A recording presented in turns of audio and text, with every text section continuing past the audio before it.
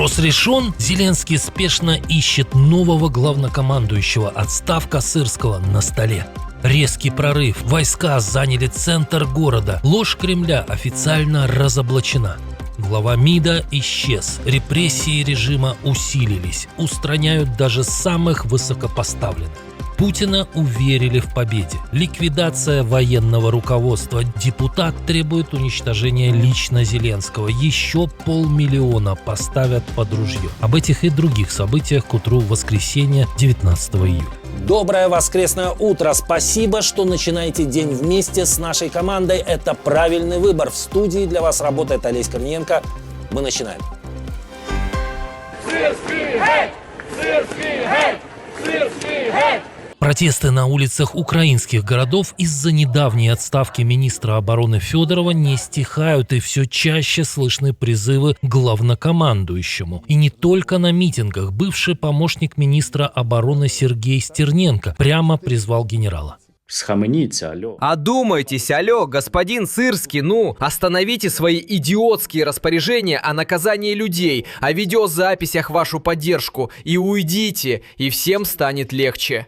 Но самое интересное, что такой сценарий не исключает и сам президент. По данным Financial Times, Владимир Зеленский рассматривает возможность отставки Александра Сырского. По данным издания, глава государства проводит встречи с командирами, чтобы оценить ситуацию на фронте и обсудить возможных кандидатов на пост главкома. Один из собеседников Financial Times утверждает, что Сырский может быть уволен, если президент найдет ему замену. Я слышу, что говорят люди. Долго говорил сегодня с Михаилом Федоровым, говорил и с Александром Сырским. Решения по армии будут наработаны. Ранее Федоров заявил, что его отставки требовал именно Сырский, выдвинув президенту ультиматум. Зеленский же ранее признал, что отношения между министром и главкомом окончательно испортились, и они могли общаться только при посредничестве президента.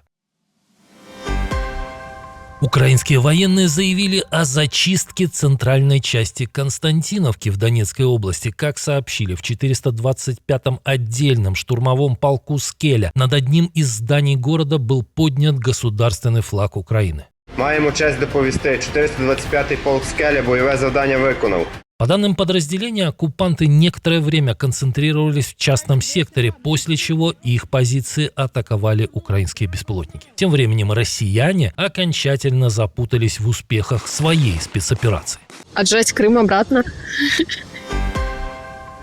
Не получилось взять Киев и Малую Токмачку, пойдем на Берлин. Рамзан Кадыров призвал Владимира Путина поднять ставки и нанести удары по странам Запада. В своем телеграм-канале он выразил готовность выдвинуться в любом направлении и попросил хозяина Кремля просто отдать приказ. Не помешало бы начать из тех стран, которые, прикрываясь аббревиатурой НАТО, не стесняясь, откровенно и вызывающе предоставляют оружие, данные и прочую поддержку укрофашистам. Кадыров опубликовал видео с выступлением Путина, где тот предупреждает о последствиях вмешательства в войну. Ответ России будет незамедлительным и приведет вас к таким последствиям, с которыми вы в своей истории еще никогда не сталкивались. Кадыров также заявил, что Россия якобы пока ведет боевые действия щадящим образом. Но как только мы отпустим тормоза нашей боевой машины, как только наши жернова начнут молоть их кости, все западные лидеры выстроятся в очередь, чтобы выразить свои глубокие извинения. Только похоже, что эти грозные заявления – реакция на несколько недавних журналистских расследований, где предводителю Чечни и его тикток-войскам припомнили все провалы последних лет. Его элитные силовики, по сути, дезертировали и вернулись домой. Кстати, именно Кадыров за месяц до официального начала так называемой СВО призывал Путина забрать Украину, ввести туда войска и навести порядок. В итоге ни с Киевом, ни с Малой Токмачкой не вышло. Как думаете, а с Вильнюсом или Берлином получится? Наша страна уже в беде. А вот на критикующих Путина Z-блогеров в России продолжается настоящая облава. Очередной жертвой этой необъявленной кампании стал Георгий Закревский, который в последние месяцы выражал открытое несогласие с политикой Кремля. Власть ведет политику, которая предательская и направлена против нашего государства, против нашей страны, против наших людей. Теперь этого популярного в среде турбопатриотов блогера обвиняют в публичном оправдании терроризма. Ранее в России были арестованы Z-блогеры Илья Ремесло, Егор Гузенко и Александр Лунин. Все они публично критиковали лично организатора движухи. Правда, в отличие от всех этих персонажей, Закревский был способен не только записывать видео, но и потенциально возглавить настоящий бунт по примеру Пригожинского. 55-летний ветеран различных военных конфликтов последних десятилетий возглавлял организацию «Воинский союз Паладин», которую чаще называют частной военной компанией. Просто спасибо, Валберес.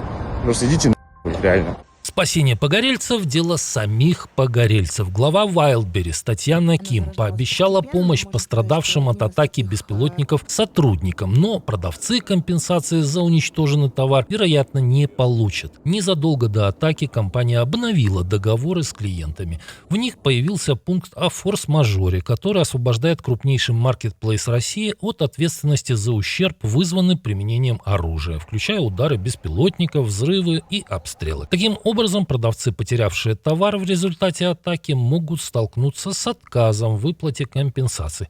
Вот утром просыпаешься, и вот предприниматель, у тебя 650 тысяч долларов нету.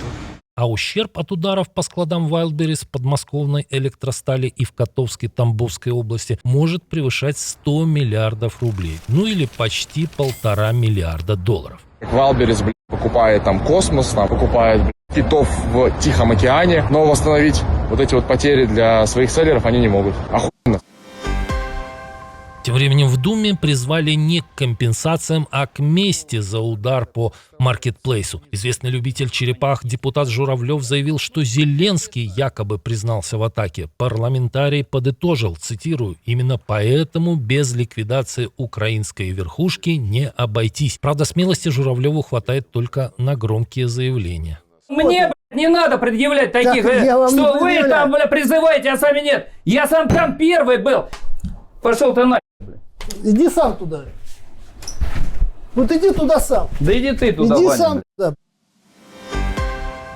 Мобилизация в России все реальнее. О ее вероятности заявил руководитель Украинского центра противодействия дезинформации Андрей Коваленко. По его данным, Кремль может призвать 500 000 человек. По словам Коваленко, часть мобилизованных планируют отправить на фронт уже через 2 недели после призыва. Коваленко также считает, что осень и зима станут для Украины особенно тяжелыми из-за интенсивных боев. Кириенко и Герасимов заверили Путина, что это поможет нас одолеть. Я точно знаю, что они ошибаются. Сейчас нам всем понадобится единство и эффективность. Ранее российские СМИ также сообщали о возможной мобилизации после сентябрьских выборов в Думу. При этом называлась значительно большая цифра – 1 200 000 человек. Российские власти официально эту информацию не подтверждали. Коваленко также заявил, что часть мобилизованных не отправят в Украину, а могут использовать на новом фронте. Правда, насколько такие мобики могут быть эффективны в столкновении с закаленными в боях бойцами ВСУ? На днях шеф ЦРУ Джон Редклифф заявил, что средняя продолжительность жизни российского новобранца на фронте составляет всего 20-30 минут.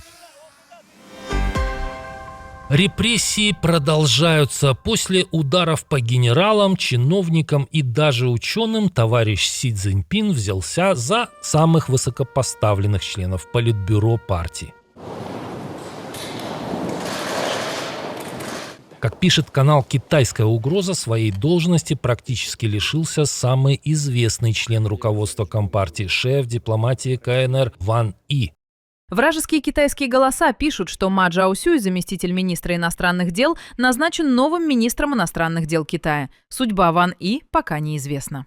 Официальных подтверждений нет, но их может и не последовать. Предыдущий глава МИД КНР Циньган 3 года назад просто пропал. Предположения в западных СМИ высказывались различные. Попал в заключение, умер от пыток, наложил на себя руки. Красный режим не объясняет таких мелочей ни миру, ни тем более своему обществу. Чем провинился нынешний министр, неизвестно. Возможно, и его ждет похожая судьба.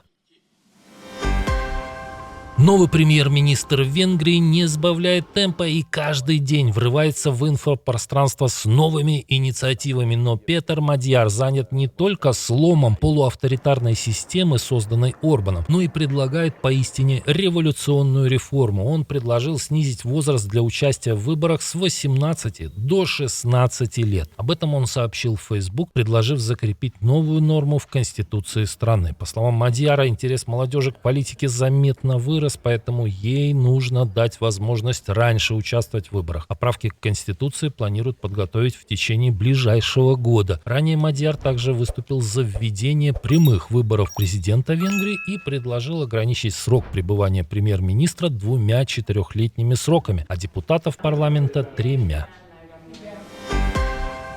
Настоящий внешнеполитический и имиджевый провал диктатора.